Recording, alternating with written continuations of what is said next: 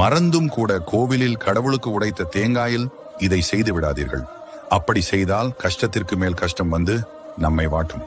உங்களுக்கு முருகனை பிடிக்கும் என்றால் இந்த வீடியோவை லைக் செய்து ஓம் முருகா என்று காமெண்ட் செய்யுங்கள். சிவன் பக்தராக இருந்தால் ஓம் நம சிவாய என்று காமெண்ட் செய்யுங்கள். உங்களுக்கு இருவரையுமே பிடிக்கும் என்றால் லைக் செய்து சேனலை சப்ஸ்கிரைப் செய்து வைத்துக் கொள்ளுங்கள். முதலில் கோவிலில் கொடுக்கும் தேங்காயை யாருக்கும் கொடுக்கக்கூடாது.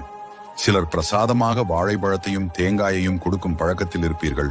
இனிமேல் இந்த தவறை செய்யாதீர்கள்.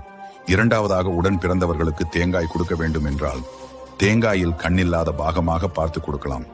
மூன்றாவதாக, கடவுளுக்கு படைத்த தேங்காயை வேக வைக்க கூடாது. தேங்காய் துருவியோ அல்லது தேங்காய் பாலாக சாப்பிடலாம். நான்காவதாக, உங்கள் குடும்பத்தில் பெண்கள் யாராவது கர்ப்பமாக இருக்கும் போது கோவிலில் தேங்காய் உடைக்க கூடாது. இதை நம் தூரத்து சொந்தமாக இருந்தாலும் பின்பற்ற வேண்டும்.